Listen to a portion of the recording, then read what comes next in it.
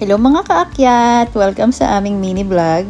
And samahan nyo kami ngayon kasi today aakyat tayo sa Mount Pulag. Ang pinakamataas na bundok sa Luzon at pangatlong pinakamataas sa Pilipinas. Alam nyo ba na ang Mount Pulag ay kilala dahil sa kanyang Sea of Clouds o dagat ng kaulapan?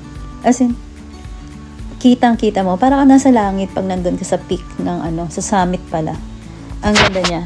At tinatawag din tong playground of the gods kasi nga yung landscape niya ang lawak, yung mga bulubundukin, para talagang kayang-kaya nilang maglaro doon eh. Gusto ko nga rin maglaro kaya lang nahiya ako, ang daming tao. Kasi umakyat kami February 17, medyo marami kami nakasabay pero okay lang, di naman masyado, pwede na rin.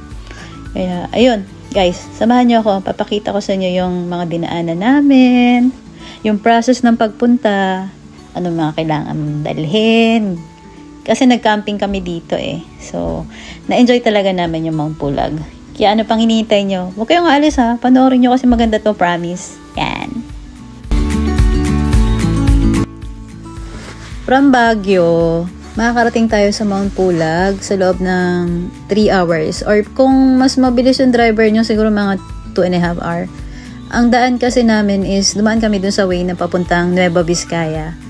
Ayan, so nakarating kami dito sa DNR, mga 5 o'clock na. So, mabilisan na registration na yan. Mabilisan din na pag-check up kasi kailangan physically fit ka. Kasi kung hindi ka fit, hindi ka papayagang umakyat.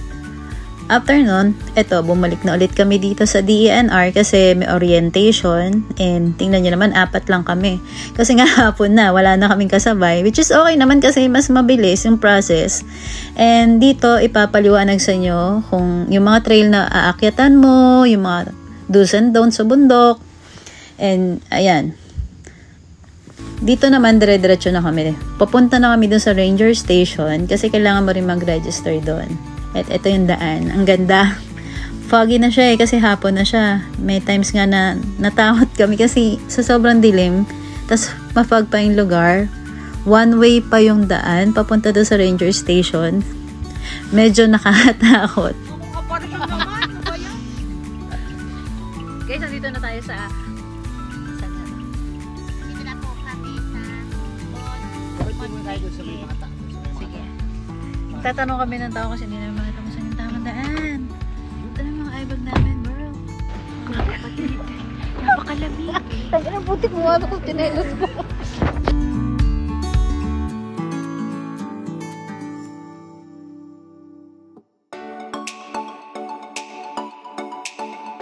Dito nga pala kami nagstay, malapit doon sa ranger station. Dito na rin kami naghanap nung gabi na dating namin. Halos siguro mga 10 hakbang lang galing sa ranger station. Hindi na kami humanap sa malayo kasi gusto ko na magpahinga. Nakakapagod yung biyahe. Inabot din kami siguro ng mga 10 hours mula dun sa Quezon.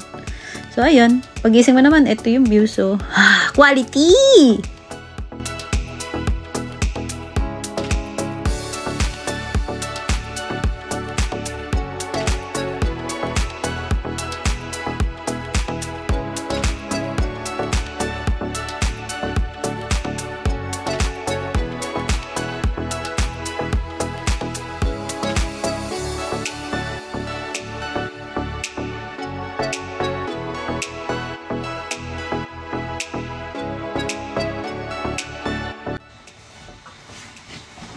Hello, pupunta na kami ngayon sa Mount Pulag. So, kailangan natin ng medyo madaming layer. Suot namin ngayon is lang. Isa sa loob. Ito. Tapos itong mainit. Thermal jacket. Tapos windbreaker. Mamaya, pagdating namin sa Pulag, kasi nga, magka-camping kami. So, kailangan pa natin ng pang-apat na jacket. Ano tawag doon, Gol? Puffer jacket. Kasi sabi nila, super lamig. So, eto na. Nag-ready na ang mga hinayupak. Kamusta ka naman, Angel? Hi! Super lamig! Uwi ng puta. Anggol, kamusta ka naman? Dali, tumingin ka. Sinisip po. Ikaw, Mel. Lamig po. Di halata. So, tara guys. Paalis na kami. And see you sa summit.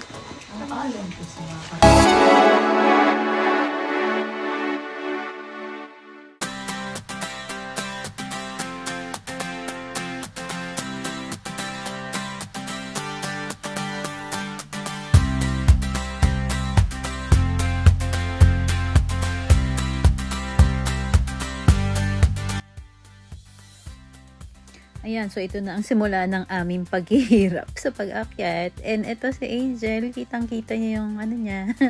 Simula pa lang yan, hinihingal na siya eh.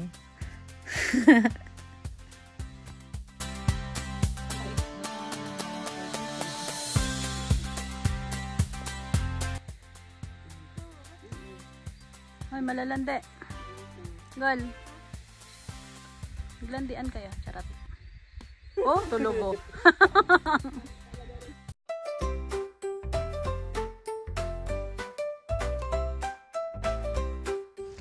Makikita niyo yung daan dito, sobrang putik. So, yun yung naging struggle namin pag-akyat. Kasi nga, ang medyo madulas. Pero, itong time na akyat namin is medyo humupa daw yung putik. Kasi itong mga nakaraan is umuulan. So, para kang tumutungtong sa sinigang na adobo daw. Anyway, kinaya naman namin kahit papano. At ito yung dinaanan namin. Ito yung tinatawag nila na mossy forest. So, makikita mo marami kasi siyang mga, anong tawag dito? Mga moss sa mga puno. Kasi nga, para siya yung rainforest na maraming, maraming mist. So, yun. Kaya nabuo daw yung mga yan. And dito may nadaanan kami na maliit na parang water supply. Sabi nila naiinom daw to eh. Pero di ko tinry kasi samain kasi yung tiyan ko. Pero ang ganda niya. Dito, medyo malapit na kami sa camping site. Hello, andito na kami ngayon sa camping site campsite ng Mount Pulag. Ayan, may mga kasama kaming campers. And dito kami sa loob. Gel. Meron ba tayong mga panchansi? Tapos, ngayon kasi, mga 5 o'clock na. And medyo gutom na kami. Kasi nag-start tayo nag-hike, anong oras? 11? Yes. 12? Nakarating kami mga, anong oras? 3:30. 3:30. So ngayon, magluluto muna kami. Hindi ko pala ulit napindot. Ulit. Ano ba to? Ito ang aming chef ngayon, si Chef Mel. Anong menu natin ngayon, Chef? Ano? Fried Spam. spam. Aray. Gutom na ba kayo? Not really. Nausok ulit mga bibig, oh. Nausok na, no? Nausok sa akin, eh. Ito guys, ang campsite. Meron mga, ano ang tawag dito sa mini bamboo? Mini ba? Hindi, may tawag sila eh. Baby bamboo.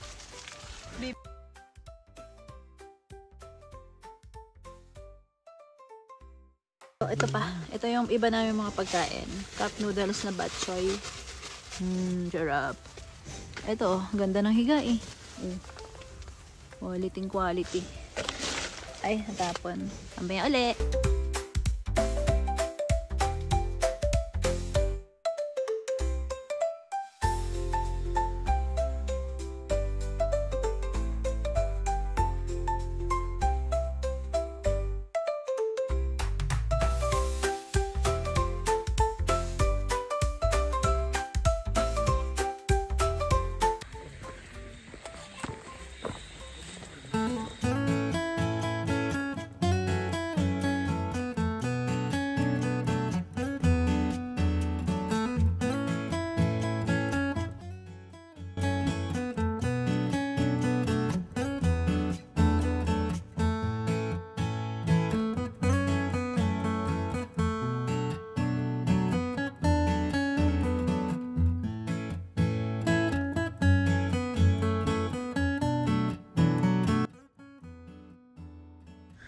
At eto na nga, nandito na kami sa summit. Hindi ko na na-video yung paakyat kasi madaling araw kami umalis. Siguro mga 4 o'clock or 4:30 ganun.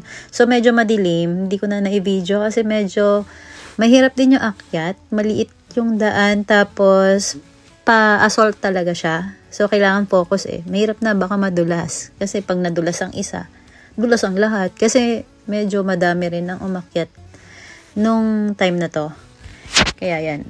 Kaya nung pag-akit namin, nung nakita ko yung sea of clouds, talagang hindi ko maipaliwanag yung nararamdaman ko. Kasi inaasam-asam ko talaga makita yung sea of clouds. Medyo madalang siyang magpakita. And hindi talaga everyday na makikita mo itong ganitong tanawin. So, sabi nila, pag daw aakyat ka sa bundok ng Mount Pulag, kailangan tahimik ka lang kasi ayaw ng mga bantay doon ng maingay. Para ipakita sa'yo yung gusto mo. At ito na nga, pinakita sa amin. So, nakakatuwa. Ang sarap-sarap sa pakiramdam. Sobra, as in, sobrang, ang ganda.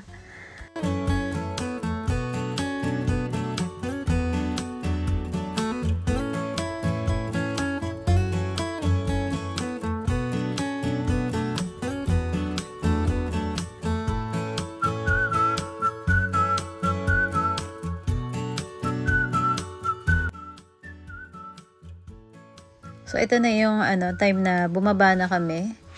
And, same ng pag-akyat, medyo may hirap din yung pagbaba kasi nga yung daan masyadong palusong. Pero along the way, ito yung makikita mo na view. Grabe. Parang nasa ibang lugar. Parang hindi Pilipinas eh. Kaya gustong-gusto ko talaga sa north umakyat ng bundok kasi ganito yung makikita mo na view. Hindi mo kaya ipagpalit. Parang napaka-priceless. Yung sabi nila, gastos lang yung mamundok. Pero, gastos nga. Pero may sukli. Ito yung sukli. Yung memories. Yung experience. Yung friendship.